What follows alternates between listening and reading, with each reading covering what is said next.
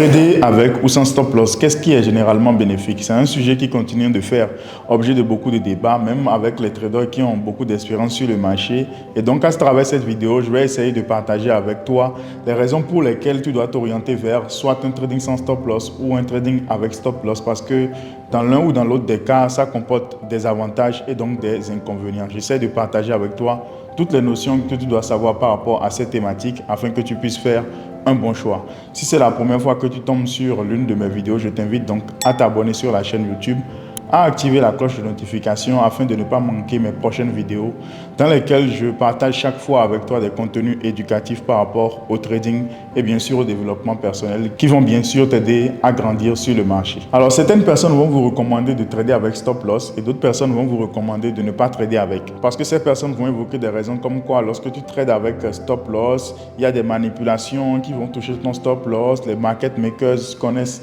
là où ton stop loss est placé, ils vont créer beaucoup de raisons. Dans l'un ou dans l'autre des cas, on peut tirer quelque chose de positif de cette démarche. Ce que moi je voudrais donc te dire, que tu sois débutant ou pas, c'est que tu donnes la priorité à ce qui est plus important pour toi. Ce qui est plus important pour toi en tant que trader, c'est que tu puisses savoir ce que tu risques avant de t'engager dans chaque trade. Il s'agit donc de s'engager dans des transactions dans lesquelles on est certain de ne pas perdre plus que ce qu'on peut s'autoriser à perdre. C'est ça le principe fondamental en fait de la gestion de risque. Après, le fait de trader avec ou sans stop loss peut être relatif. Et c'est ce qui se passe en fait quand vous allez sur Internet et que vous suivez peut-être des mentors, vous suivez des personnes qui ont peut-être beaucoup d'expérience sur le marché. Vous allez voir ces personnes en réalité peut-être prendre des trades sur un compte et prendre des lots qui parfois vous impressionnent par rapport au capital sur lequel ils sont en train de trader. Et donc, je suppose que si vous me suivez depuis des mois ou des années, vous avez déjà certainement vu, j'ai pris des comptes de 100 $, de 1000 $, j'ai pris des lots incroyables, j'ai dosé, j'ai chargé. Et même parfois, certaines personnes venaient me dire en commentaire, mais coach, tu as toujours dit de respecter le money management, tu as toujours dit de placer le stop loss, mais voilà, nous te voyons en train de prendre des trades sans stop loss et ne pas en train de respecter le money management.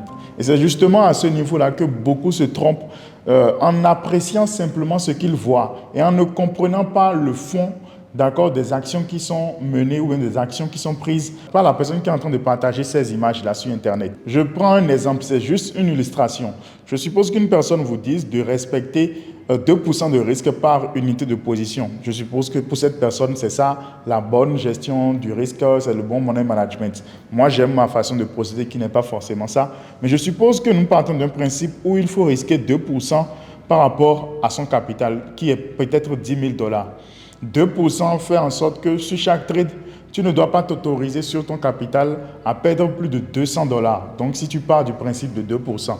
Donc, je suppose que tu prennes chaque trade et tu configures avec ton calculateur de lot de façon à ce que ton stop loss soit placé dans les limites des pourcentages de risque que tu peux t'autoriser à perdre, notamment 2%. Donc, si bien sûr ces stop loss sont touchés, tu perds peut-être 200 $. Donc ça, c'est une méthode, par exemple, que certaines personnes appliquent pour respecter toujours leur money management.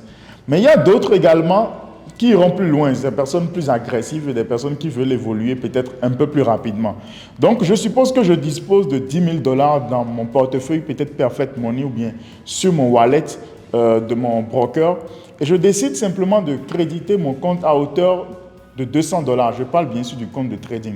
Si je décide de créditer 200 $, en réalité, si je fais la capture, je poste, qu'est-ce que toi tu vois en réalité? Tu vas voir que moi j'ai juste capitalisé 200 $ et que 200 $ représentent désormais mon capital. Alors, qu'est-ce que moi je vais faire? Je vais prendre des lots, je vais attendre une opportunité qui me paraît intéressante. Je vais prendre des lots, je vais prendre des risques excessifs, peut-être jusqu'à risquer ces 200 $. Et si les choses se passent bien, je vais gagner peut-être une somme intéressante d'argent. Mais toi, lorsque tu vas voir ce que je suis en train de faire sur Internet, tu vas te dire, mais lui, il a pris 200 $, il a chargé ça, il n'a pas respecté le money management. Et tu vas te dire que lui, il est en train de violer les règles. Et parfois, par naïveté, certaines personnes qui suivent des personnes qui le font vont elles-mêmes derrière capitaliser toute la somme dont elles disposent, peut-être une partie importante de leurs réserves. Ils vont commencer à prendre des lots importants, vont commencer à risquer tout ça.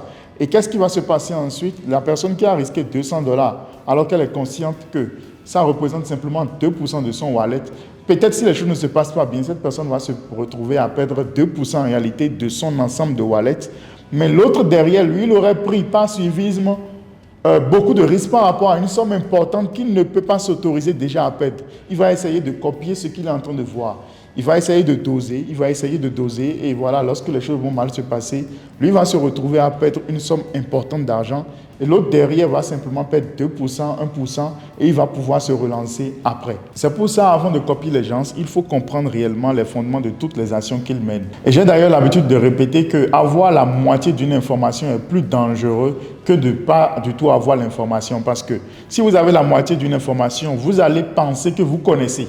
Alors que si vous n'avez pas du tout l'information, là, vous êtes sûr que vous ne connaissez pas. Vous n'allez pas vouloir peut-être entreprendre des choses. Mais quand vous avez une moitié d'information, vous allez entreprendre des choses sur le mauvais chemin, sur des mauvaises bases, et cela sera probablement plus grave en termes de conséquences. Donc, que vous le voulez, trading avec stop loss ou sans stop loss, je pense que le plus important pour vous, c'est de risquer ce que vous êtes réellement prêt à perdre. C'est de ne pas exposer plus d'argent que vous pouvez vous autoriser à perdre. Après, il y a plusieurs formules vers lesquelles vous pouvez vous orienter pour mettre en place une bonne stratégie de gestion de risque. Mais vous devez comprendre que l'obsession ne doit pas être focalisée sur le fait d'utiliser le stop loss ou de ne pas l'utiliser. Parce que derrière, vous ne savez pas ce que chaque personne entreprend. Vous ne savez pas les exigences de chaque personne. Et il ne suffit pas de voir une personne, en tout cas, trader sans stop loss et crier directement que cette personne ne respecte pas le money management. En tout cas, moi, si je dois vous recommander quelque chose, si vous êtes débutant, moi, je vous recommande chaque fois, en fait, de trader avec stop loss. Parce que je pense qu'il faut commencer par là. Il faut apprendre et s'éduquer, donc, à respecter, à définir des limites de perte sur chaque transaction. Et c'est le message que je véhicule. Après, il y a plusieurs méthodes, plusieurs stratégies pour mettre en place une bonne situation de gestion de risque par rapport à son compte. J'aurai d'ailleurs l'occasion de l'expliquer dans d'autres vidéos par la suite, des méthodes par lesquelles vous pouvez optimiser en fait et très vite évoluer par rapport à votre compte de trading tout en exposant pas une partie importante de votre capital. Mais avant bien sûr d'aborder ces prochaines vidéos, je voudrais que vous me dites en commentaire, toi, est-ce que tu préfères faire un trading en associant un stop loss chaque fois à tes positions, ou est-ce que tu as d'autres méthodologies qui te permettent de trader sans stop loss lorsque tu es sur le marché? Peu importe dans l'un ou dans l'autre des cas, partage avec nous ton expérience.